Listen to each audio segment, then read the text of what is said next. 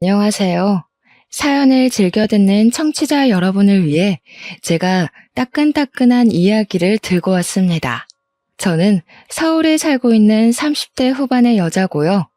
제가 들려드릴 이야기는 남편과 시댁 사이에 있었던 이야기입니다. 과거 이야기부터 쭉 시작할 텐데 남편의 살아온 이야기가 얼마나 기구했는지, 그리고 최근에 벌어진 아주 큰 이야기까지 해보려고 합니다. 마음을 곱게 쓰지 않은 사람의 최후가 얼마나 더러운지 제 이야기를 들어보신다면 격하게 공감이 갈 것이라 생각됩니다. 그럼 지금부터 이야기를 시작해 보도록 하겠습니다. 우리 남편은 유년 시절을 아주 불행하게 보냈습니다. 우리 남편이 어릴 적 친모가 병으로 세상을 떠나게 되면서 엄마의 손길이 필요했던 남편을 위해 시부는 새장가를 들게 되었습니다. 그때는 남자 혼자 애를 키운다는 게 상당히 불쌍하게 여겨지던 시절이라 주위 사람들이 발벗고 나서서 시부의 재혼 자리를 알아봐 주었다고 했어요.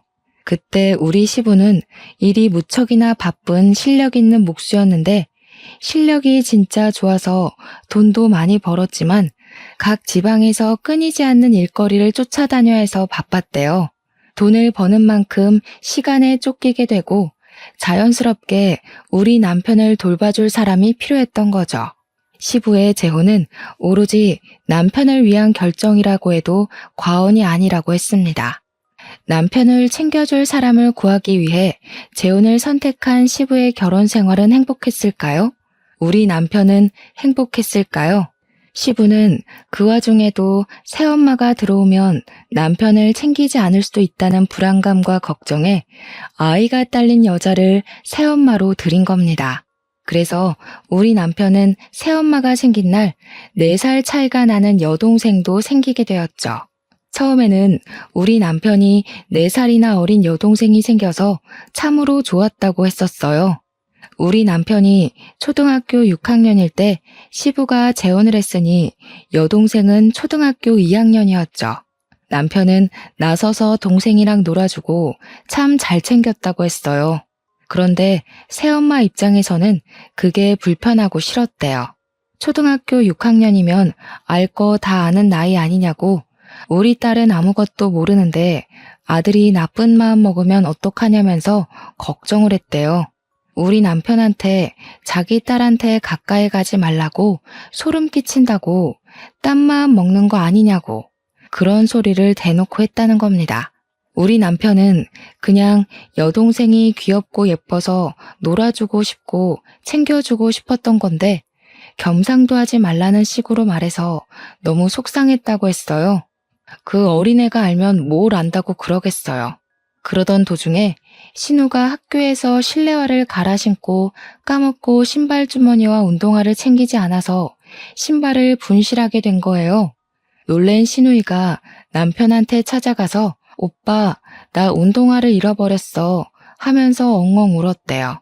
남편은 신우의 신발을 찾아주려고 선생님께 양해를 드린 뒤에 같이 운동장도 찾아보고 학교 건물도 찾아보고 분실물 모아둔 곳에 가서도 찾아보았대요. 신발장도 다 뒤져보고 쓰레기 소각장도 다 가봤는데 누가 가져간 건지 결국 신발을 찾지 못하게 된 거죠. 실내화 신고 집까지 오게 되면 실내화가 더러워지고 내일 학교에서 당장 신을 실내화가 없으니까 둘은 고민에 빠지게 된 겁니다. 1시간을 넘게 학교를 뒤지다가 결국에는 남편이 신우를 업은 상태로 집까지 10분을 꼬박 걸어온 거예요. 동생 발에 흙이라도 묻을까봐 그 어린 나이에 동생 가방까지 다 무게 걸고 애를 업고 온 거죠. 초등학교 6학년짜리가 힘이 있으면 얼마나 있었겠어요? 땀 뻘뻘 흘리면서 여동생을 업고 집에 왔더니 시모가 난리가 난 거죠. 뭔데 내 딸을 업고 오냐부터 시작을 해서 남편이 땀을 뻘뻘 흘리고 있으니까 더럽다고 당장 씻으라고 혼을 내고, 신우가 시모의 말에 놀라서 아니라고, 오빠가 나 신발 잃어버려서 실내화 더러워질까봐 업어준 거야 하니까 또 트집을 잡더래요. 그냥 그거 신고 걸어오는 게 낫지 생각이 불순해서 업고 온 거 아니냐고 표독스럽게 남편을 추궁한 거죠. 우리 남편은 그때 자기도 모르게 깨달았대요. 뭘 해도 새엄마는 나한테 마음 열 생각이 없구나. 나랑 잘 지내볼 생각이 없구나 하고요. 주말에 시부가 지방에서 일을 끝내고 집으로 돌아오면 그때는 또 잘해주는 척 엄청나게 신경을 써줬다고 했어요. 그래서 남편은 주말이 차라리 빨리 왔으면 좋겠다. 시부가 오는 날만큼은 진짜 가족처럼 화기애애하니까 하니까 엄청 기다렸대요. 하지만 매번 올라올 수 있었던 것도 아니었대요. 시부가 주말에도 지방에 일을 하러 가게 되거나 출근을 하게 되면 지옥이었다고 했어요. 방문을 잠그고 거실에 나와볼 수조차 없었대요. 거실에 나가면 왜 나왔냐고 방에 들어가라고 윽박을 질러서요. 밥은 맨날 맨밥에 김치, 김, 참치캔 이런 것만 주고 먹고 싶은 걸 말해도 어쩌라고 하면서 들어주지도 않았대요. 신우가 먹고 싶다는 건 사다 주던 해주던 어떻게든 먹게 해주면서 남편이 햄이라도 구워주시면 안 돼요? 하면 햄이 없어 하고 말았대요. 솔직히 애 키우는 집에서 햄은 무조건 구비해두는 재료 중에 하나잖아요. 먹는 걸로 차별받으면 정말 서러운 거 아시죠? 하지만 남편은 새엄마니까 하면서 꾹꾹 참고 그러려니 했대요.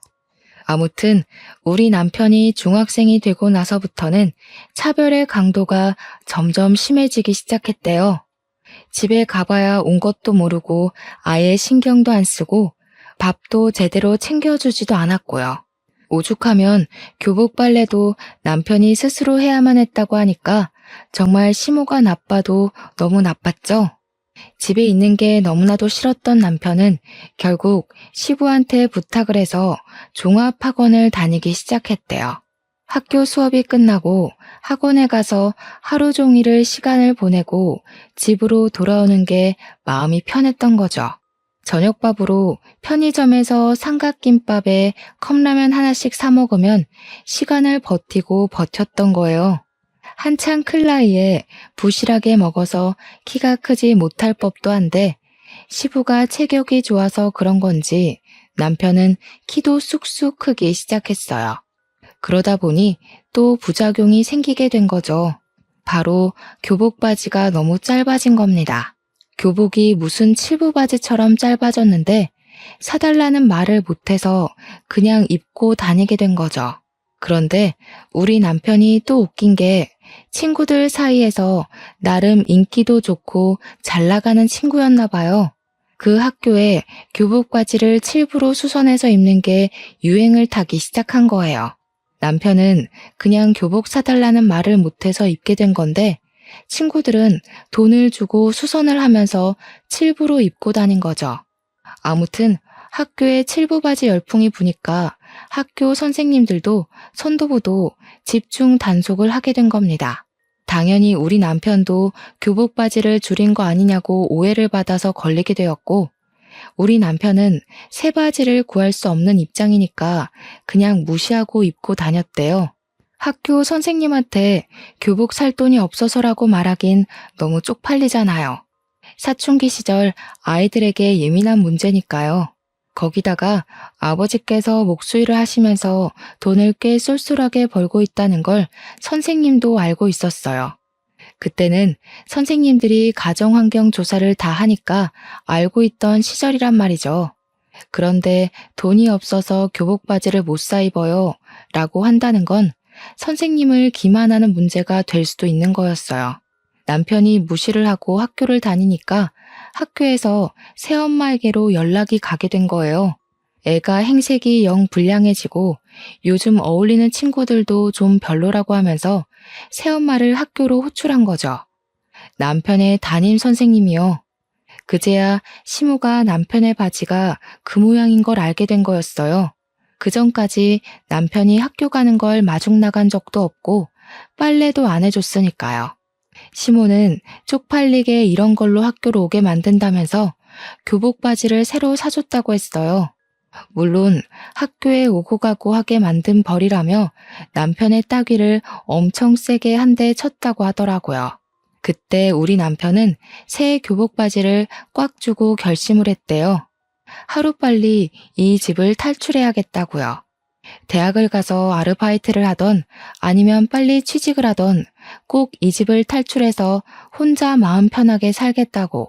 고등학교에 들어가서는 시모의 경계가 더 심해졌다고 했어요. 신우가 2차 성장이 찾아오면서 사춘기를 맞이하게 됐고 남편이 혹여라도 무슨 짓을 할까봐 시모가 곤두서 있었던 거죠. 그래서 남편은 더욱 집에 있기 싫어서 학원을 더 늘렸고 자연스럽게 악착같이 공부를 하게 되었고 예상보다 훨씬 좋은 학교에 입학을 하게 되었습니다. 우리 남편이 대학에 입학을 하고 시부가 무척이나 자랑스러워했다고 해요.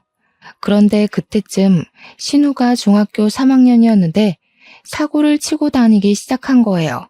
불량한 학생들이랑 어울려 다니면서 담배도 피우고 동급생 애들한테 돈을 갈취해서 노래방을 다니기도 하고 술을 마시고 그런 거죠.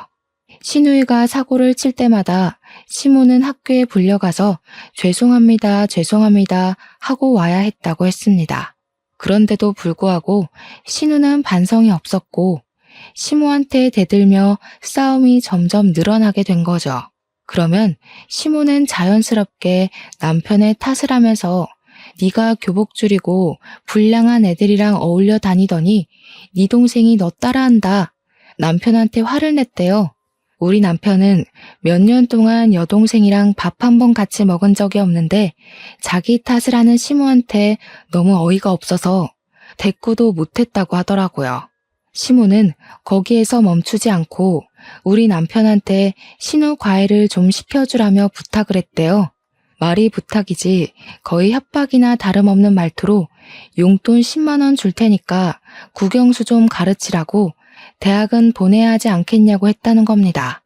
어차피 같은 집에 살면서 틈틈이 시간 날 때마다 몇 시간씩 애 봐주는 건데 용돈 받는 셈 치고 애 공부 좀 시키라고 했대요. 남편은 그 말도 어이가 없는 거죠.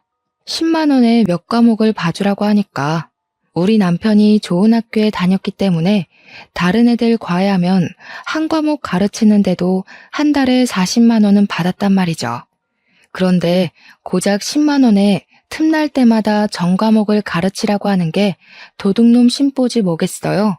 남편은 애초에 싹을 잘라놔야 한다는 생각이 들어서 딱 잘라서 거절을 했대요.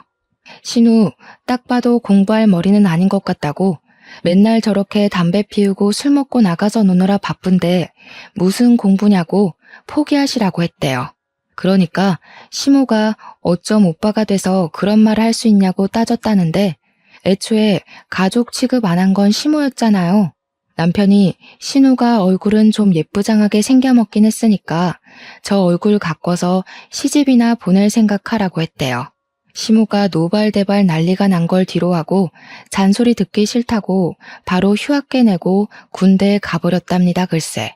뭐 일찍 군대에 가는 사람들은 대학 입학하자마자 휴학계 내고 군대로 바로 간다면서 남편도 그렇게 했대요. 아무튼 군대에 있는 동안에 받는 작고 소중한 월급들 깡그리 한 푼도 안 쓰고 모아서 군대에 전역하자마자 학교 근처에 고시원 같은 원룸을 얻었대요. 처음 가져보는 아무도 없는 자신만의 공간이라 너무나도 소중하고 좋았다고 하더라고요. 시부가 그래도 대학 등록금은 다 내주고 용돈도 보내줘서 과외에서 버는 돈까지 합쳐서 생활비로 썼다고 하더라고요. 우리 남편 생활력 참 강하죠? 그래서인지 집안일도 참 잘해요. 아무튼 대학도 잘 졸업하고 햇볕도 거의 안 드는 원룸에서 악바리처럼 취업 준비를 해서 대기업에 떡하니 취직도 하게 된 거죠. 남편은 대기업 취업이 확정된 그날 햇볕이 안 드는 그 집이 남양집처럼 따뜻하게 느껴졌다고 했어요. 대기업 취업한 뒤 눈칫밥 먹으면서 열심히 일하다가 누굴 만났게요? 바로 저를 만났습니다. 저랑 같은 회사 사내 커플이었거든요. 저는 남편의 그런 일생을 모르고 만났고 저에게는 벌어진 적 없는 일이었기에 처음 모든 이야기를 들었을 땐 정말 충격이 컸어요. 화목하게만 자란 우리 가정과 다른 환경에서 자랐다고 물꼬를 트고 그동안 살았던 이야기를 듣는데 눈물이 다 나더라고요. 남편이 상당히 진중하고 조용한 성격이었기 때문에 그런 아픔이 있을 거라고는 상상조차 못했었거든요. 게다가 꽤 진지한 이야기가 오고 가면서 저희 집에 방문을 하고 자주 와서 밥도 같이 먹고 할 때 우리 부모님한테 정말 잘했었거든요. 당연히 집에서도 저러겠구나. 사람이 참 바르게 자랐구나. 친딸인 저조차도 못하겠다 싶을 정도로 세세하게 우리 부모님을 챙겼거든요. 때가 되면 영양제 일일이 챙겨서 보내드리고 우리 엄마 스킨로션 떨어질 때가 되면 새로운 제품을 사다 바치고 했거든요. 당연히 본인 부모님께도 그러겠구나 했는데 전혀 교류 없이 지내던 상태였던 거죠. 우리 둘이 행복한 연애를 하고 있는 와중에도 남편은 본인 집을 생각하면서 속이 썩어 들어가고 있었다는 걸 몰랐어요. 새엄마가 그러니까 저한테는 시모인 그 여자가 남편에게 말도 안 되는 요구를 하고 있었거든요. 우리 남편한테 대기업 다니는 남자 중에 멀끔하고 돈 많은 인간 어디 없냐면서 신우 결혼을 좀 시키자고 했대요. 친구 중에 의사는 없냐, 변호사는 없냐. 좋은 대학 나와서 그런 친구 안 사귀고 뭐 했냐. 대기업 다니면 그런 인맥들 다 생긴다고 하던데 너는 어디서 뭐라고 있길래 그런 친구 하나 없냐? 너는 하나뿐인 여동생 시집 잘 가는 게 그리 곶감냐? 왜 좋은 사람 찾아오지를 않냐 하면서요. 결혼정보회사에 신우를 등록하러 갔는데 신우가 뭐 대학을 나온 것도 아니고 회사를 다니는 것도 아니고 그러니까 결혼정보 업체에서도 거절을 한 거죠. 그게 분해서 남편한테 대기업에 어디 격리 자리라도 하나 달라면서 돈 계산은 잘하니까 그런데 꽂아주라고 요구를 했대요. 무슨 구멍가게도 그런 식으로 취업은 안 시킬 텐데 대기업이 가당키나 하는 소리겠어요? 남편이 하루 이틀은 걸러들었는데 얼굴을 마주칠 때마다 그런 소리 하면서 자리 내놔라 하니까 스트레스를 받은 거죠. 우리 남편 얼굴이 점점 썩어 들어가는데 집안 사정이라고만 하니까 저도 궁금해도 더 이상은 물어보지도 못하겠고 그런 와중에 우리 집에서는 결혼은 언제쯤 할 생각이냐고 남편한테 계속 물어봤거든요. 나이가 30 초반이 넘어갔는데 우리 집에서도 슬슬 결혼했으면 좋겠다 하면서 남편 옆구리를 찌르니까 남편은 그게 고민이 된 거였어요. 시모가 저한테 무슨 소리를 할지도 모르고 어떤 요구를 할지도 모르는 상태니까 걱정이 돼서 저를 집에 소개해주는 게 겁이 났던 거죠. 혹시라도 제가 지레 겁먹고 결혼 못하겠다고 도망이라도 가면 큰일이니까요. 모든 이야기를 듣고 나서 저의 결심은 바뀌지 않았어요. 언제까지 이렇게 미룰 수는 없다는 생각이 들어서 큰 마음 먹고 남편에게 이야기를 했습니다. 나는 매맞을 준비 다 되어 있으니까 시댁에 인사를 드리러 가자고 했죠. 그러면서 혹시 시부는 당신의 과거를 다 알고 있냐? 차별받으면서 억울하게 부당한 대우받고 산 거 알고 있냐고 하니까 아예 모른다고 하더라고요. 원래 집에 자주 오지도 않았고 지금도 여전히 일을 하고 계신다고. 물론 예전처럼 매일같이 집에 없는 건 아니지만 간간히 나가신다고 했어요. 뭐 남편이 대학을 다니면서부터 자취를 시작했으니까 시부도 모를 수는 있다고 생각은 했지만 그것도 시부를 제가 색안경 끼고 보게 된 계기이기도 했거든요.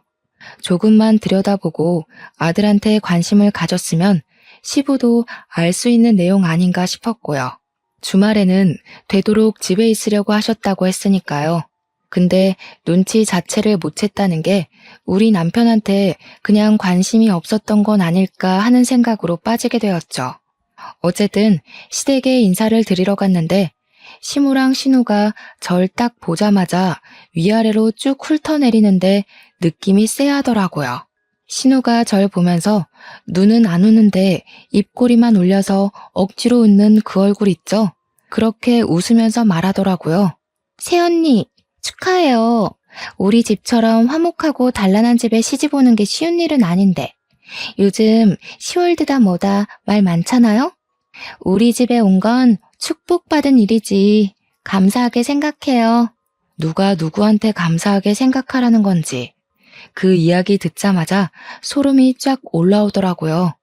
대놓고 그냥 시월드에 오신 걸 환영합니다. 라고 이야기하는 것 같았거든요. 제가 선물로 제철 과일 바구니를 백화점에서 비싼 거 사서 갔는데 과일 바구니 보자마자 시모가 뭐라고 했는지 아세요? 어머나, 세상에서 두 번째로 쓸모없는 걸 들고 왔네. 값만 비싸지 실속은 하나도 없는 거. 예, 첫 번째는 뭔지 아니? 바로 꽃바구니란다. 꽃이랑 과일은 하등 쓸모없으니 앞으로는 들고 오지 말아라. 고기면 몰라도 과일이 뭐니? 근데 진짜 저도 이런 사연을 많이 들어도 보고 찾아도 봤는데 보고 들으면서 매번 다짐한 게 있거든요.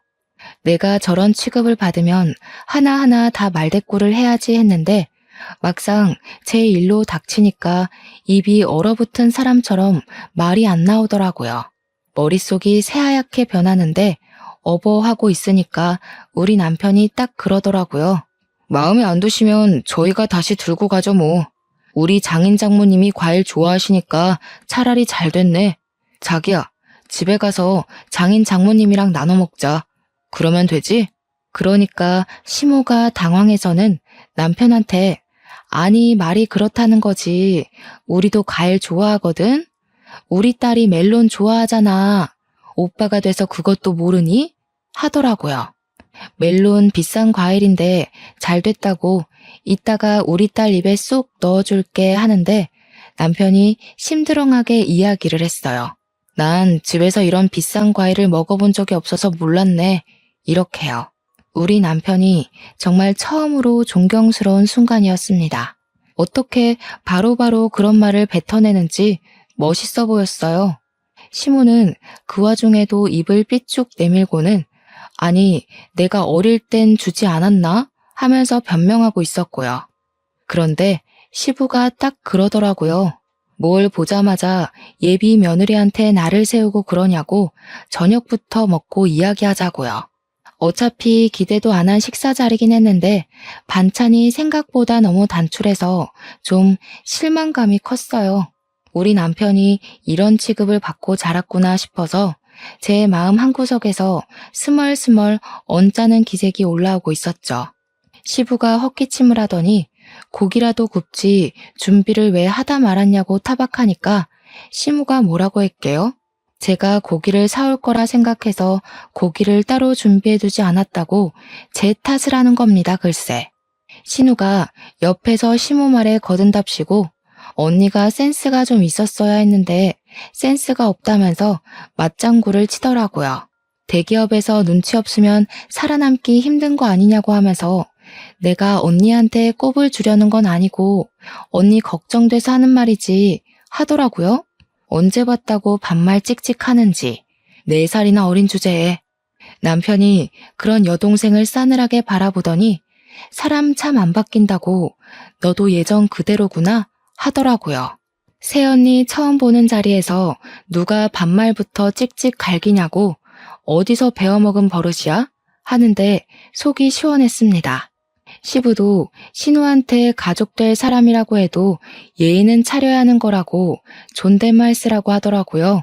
근데 이상하게 웃긴 게 시무랑 신우가 시부한테는 꼼짝도 못하고 깨갱하더라고요.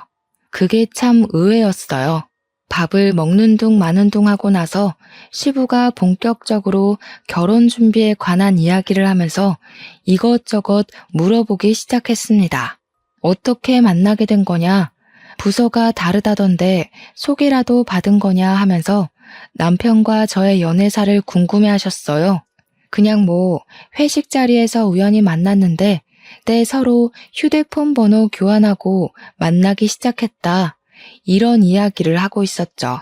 근데 시모가 제 앞에 과일이란 과도를 탁 소리나게 내려두는 거예요. 느낌이 바로 딱 오잖아요. 이거 나한테 시키려고 일부러 내 앞에 두신 거구나. 기싸움 하는 거구나 하는 느낌이요. 아니나 다를까 웃는 얼굴로 우리 새아기 솜씨 좀 보자면서 과일 깎는 거야 요즘 다 기본 아니냐고 하더라고요. 신우는 그 기본도 못하게 생겼던데 뭐 보여달라고 하시니까 제 솜씨를 자랑해야겠다 싶었습니다. 제가 대기업 취직하기 전에 아르바이트로 대학생 때 호프집에서 일을 했었거든요. 학교 앞에 저렴한 호프집이라 늘 손님이 미어 터지는 곳이었는데 제가 바로 과일 안주 담당이었습니다. 그래서 진짜 현란한 솜씨로 과일을 척척 깎아서 플레이팅까지 완벽하게 해서 내놨어요. 그랬더니 신우가 과장된 말투로 이야기를 하더라고요.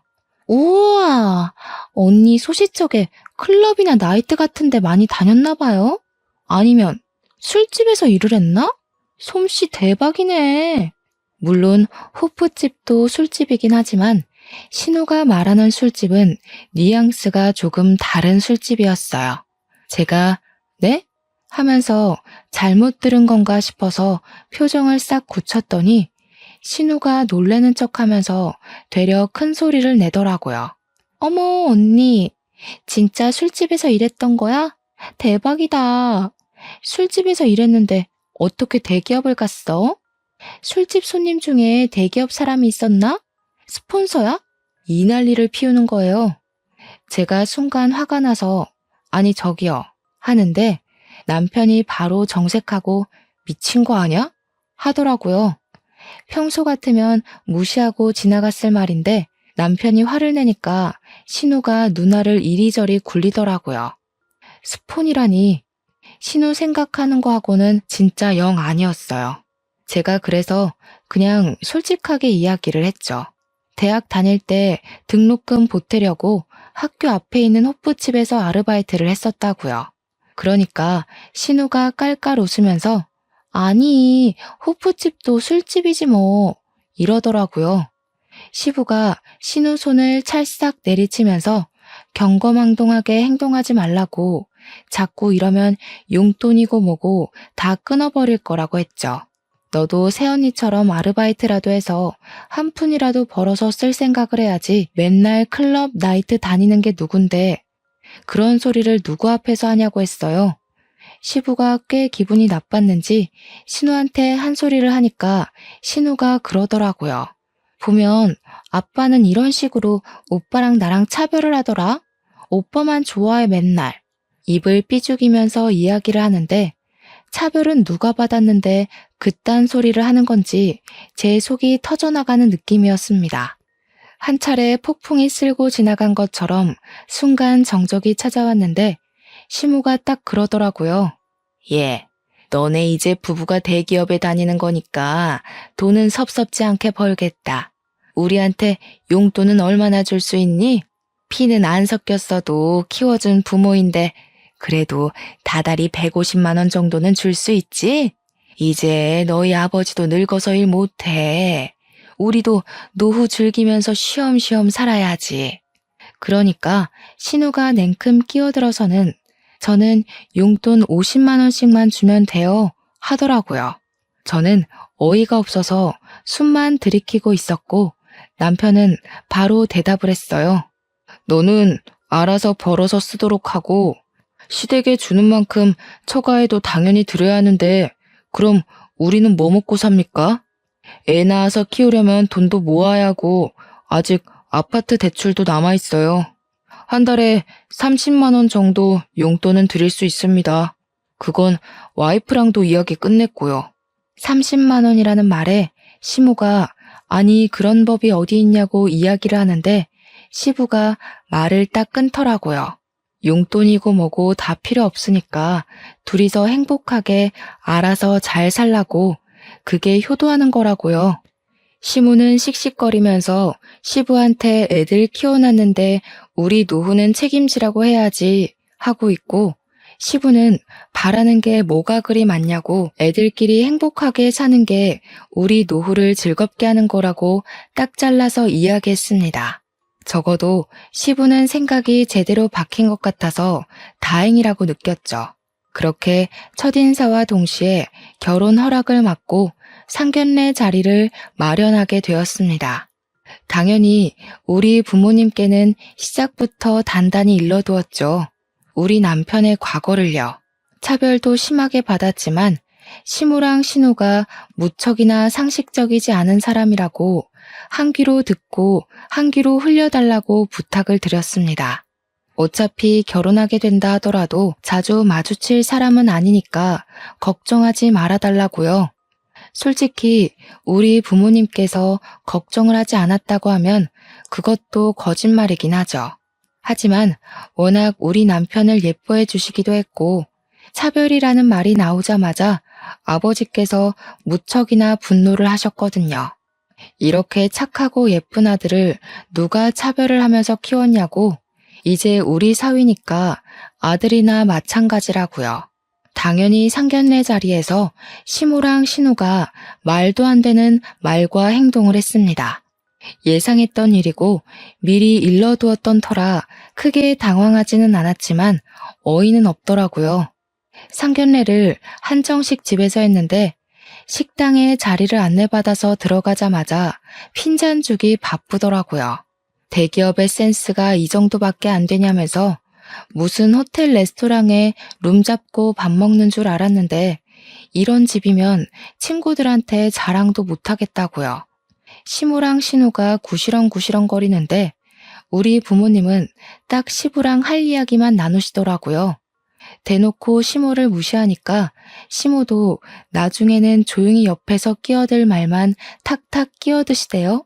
우리 부모님께서 애들 집은 지금 사위가 혼자 사는 그 집에서 신혼집 꾸미는 거냐고 대출금은 좀 갚아주시냐고 물어보았어요. 그러니까 시모가 끼어들어서는 우리 먹고 죽을 돈도 없다고 애들 못 도와준다고 못을 박더라고요. 그러면서 용돈은 달라고 했더니 칼같이 거절하더라. 애들 키워봐야 소용도 없다 하더라고요. 우리 부모님이 한 귀로 듣고 흘리고는 그럼 예단이나 예물도 하지 마시고 애들끼리 알아서 하게 내버려 두자고 했어요. 시부가 고개를 끄덕이고 있는데 시무가 끼어들더니 아니 그건 또 이야기가 다르죠 하는 겁니다. 내 친구들 보니까 모피도 받고 가방도 받던데 나도 하나쯤은 받아도 되는 거 아니냐고.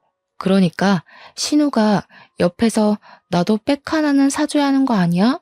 하는 거예요.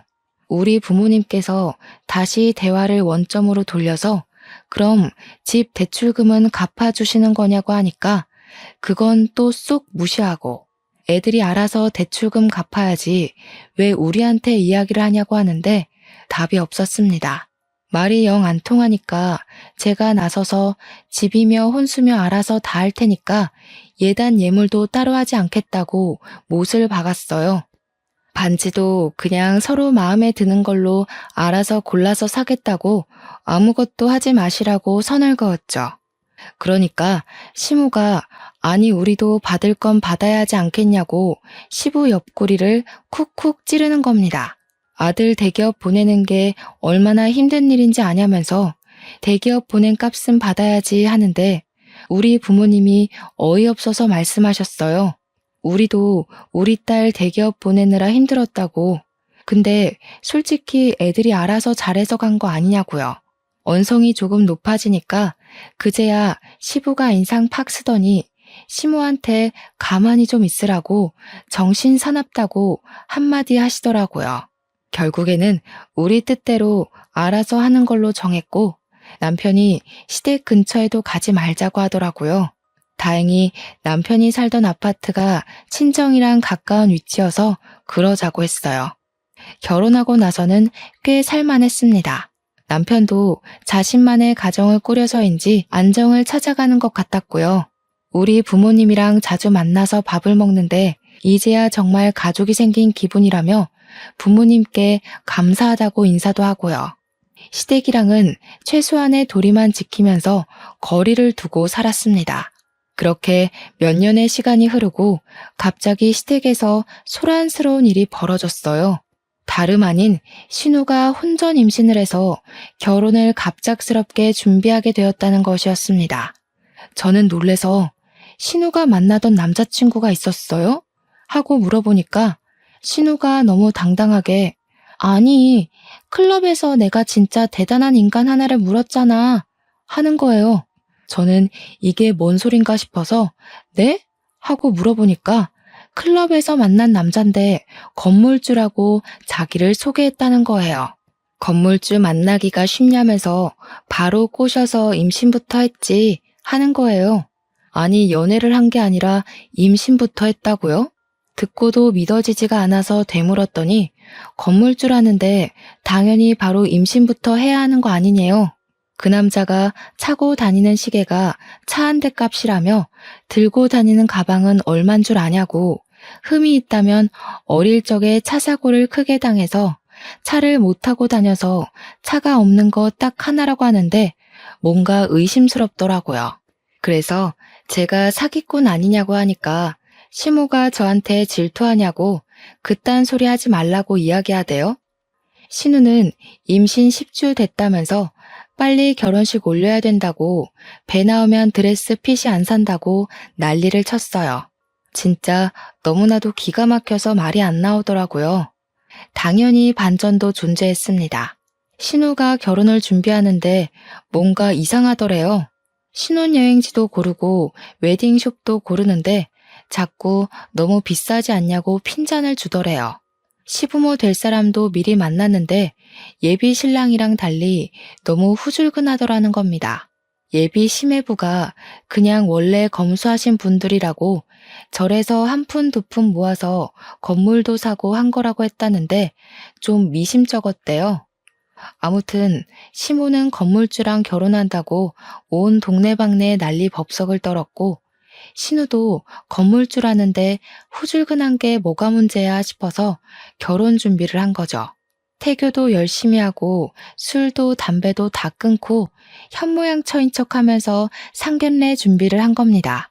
당연히 우리 부부도 와서 대기업 다닌다고 자랑해줘야 된다길래 머릿수 채우러 따라 나갔죠. 그런데 저랑 남편이랑 예비 사돈을 보는데 인상에서 풍기는 그 특유의 제비 느낌이 영 별로였습니다. 예비 시매부가 진짜 제비족처럼 생겨서 느글느글하고, 예비 사돈댁은 그런 자리가 불편한 건지 어색한 건지 안절부절 못하더라고요. 이미 임신 15주가 된 신우는 배가 슬슬 나오기 시작했고, 더 나오기 전에 드레스를 입어야 한다며 빠르게 예식 날짜를 잡자고 이야기를 하고 있었어요. 그런데 우리 시모가 또 욕심이 그득한 사람이잖아요. 대놓고 예비 사돈댁에 물어보기 시작한 거죠. 애들 집은 어디로 해주실 건지, 가지고 있는 건물 월세는 얼마나 들어오냐, 어디 동네에 있냐, 이런 거요. 그러니까 예비 사돈댁이 그러는 겁니다. 집은 애들이 알아서 하기로 한 거 아니었나요? 건물 월세는 무슨 월세요? 사는 동네는 금천구인데요. 시모가 고개를 갸우뚱하면서 아니, 건물주라면서요 하니까 건물주? 무슨 건물주? 우리 집 전세예요 한 거예요. 그러면서 예비 사돈도 궁금했다면서 우리 시부가 집 짓는 사람이라고 하던데 어디 건설업 사장이냐고 묻더라고요. 순간 정적이 확 생기는데 저랑 남편은 이게 뭐지? 하면서 머리를 굴리고 있었어요.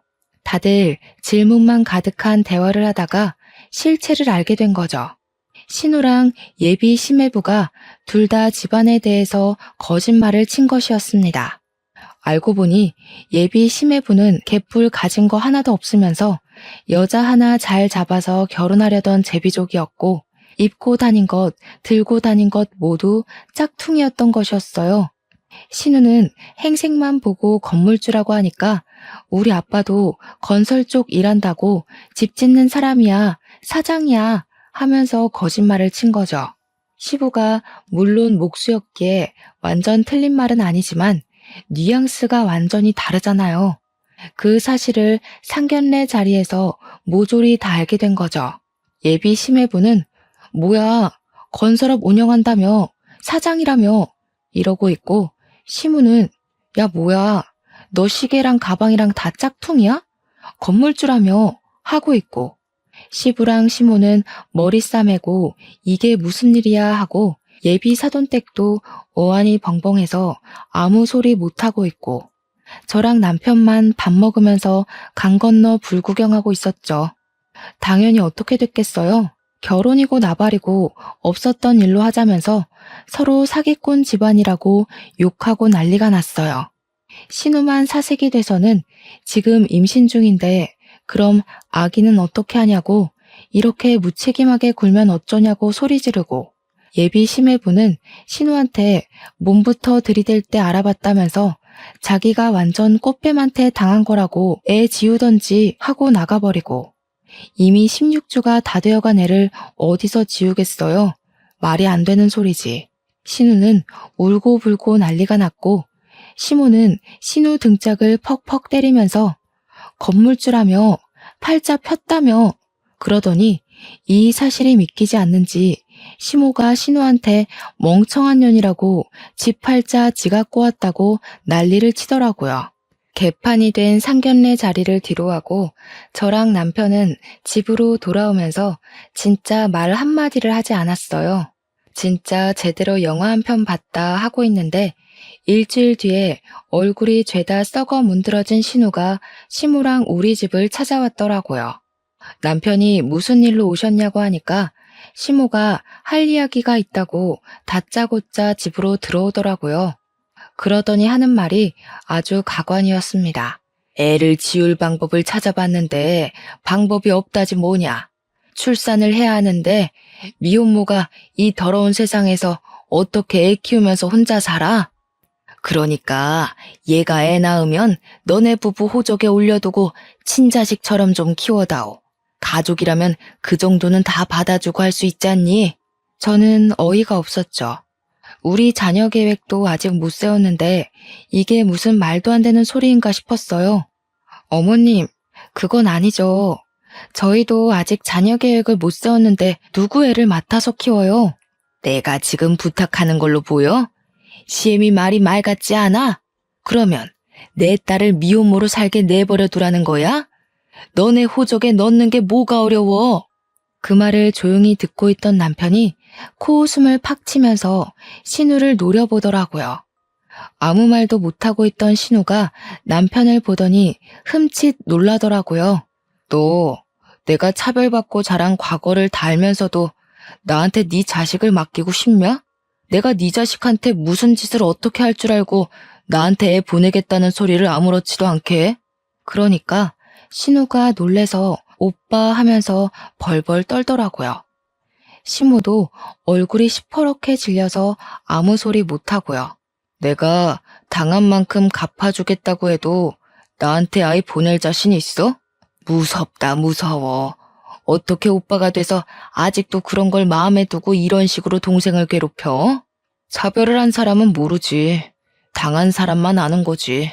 나 같으면 내가 무서워서라도 이런 부탁을 못할 것 같은데. 내가 얼마나 우습게 보였으면 이런 부탁을 해?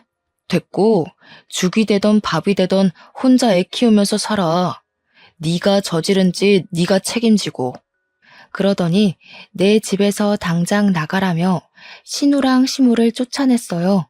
얼마나 제 속이 시원하던지 박수를 쳐줬답니다. 그 뒤로 신우랑 시모는 저희 집에 나타나지 않았고 시부를 통해서 이야기를 듣게 되었습니다. 시모가 앞장서서 심해부 될 뻔한 그 사기꾼한테 양육비 청구 소송을 진행 중이고 신우는 결국 출산을 해서 미혼모로 아이를 키우고 있다고요. 가끔 우리한테 애를 봐달라고 시부를 꼬셔내고 있다고 하는데 제가 그랬죠. 우리 남편이 당한 일을 다 알고 있는데 저한테 애를 맡기겠다고요? 라고요. 그 덕에 시부도 남편이 과거에 당한 차별에 대해 모조리 다 알게 되었고 시부가 노발대발 난리가 나게 된 거죠. 그렇게 아들을 괴롭혀 놓고 어떻게 애를 아들 호적에 입적시켜서 키워달라는 철면피 같은 소리를 할 수 있냐고. 그 와중에도 시모는 우리 남편이 너무하다고 했다네요.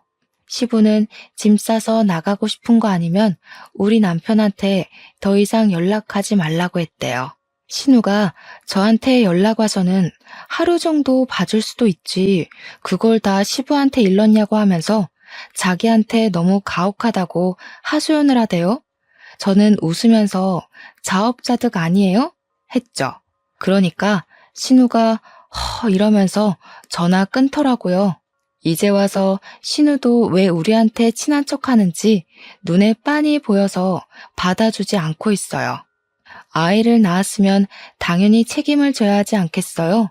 시모도 신우도 우리 남편 괴롭혔던 그 죗값을 태어난 아이에게 평생 숙지하면서 살았으면 좋겠습니다. 제 이야기는 여기서 끝이에요. 역시 사람은 죄 짓고 살면 안 되겠죠? 모든 일은 부메랑처럼 돌아오게 되어 있답니다. 저와 남편은 이번 일을 잊지 않고 꼭 기억할 거예요. 제 이야기를 들어주셔서 감사합니다.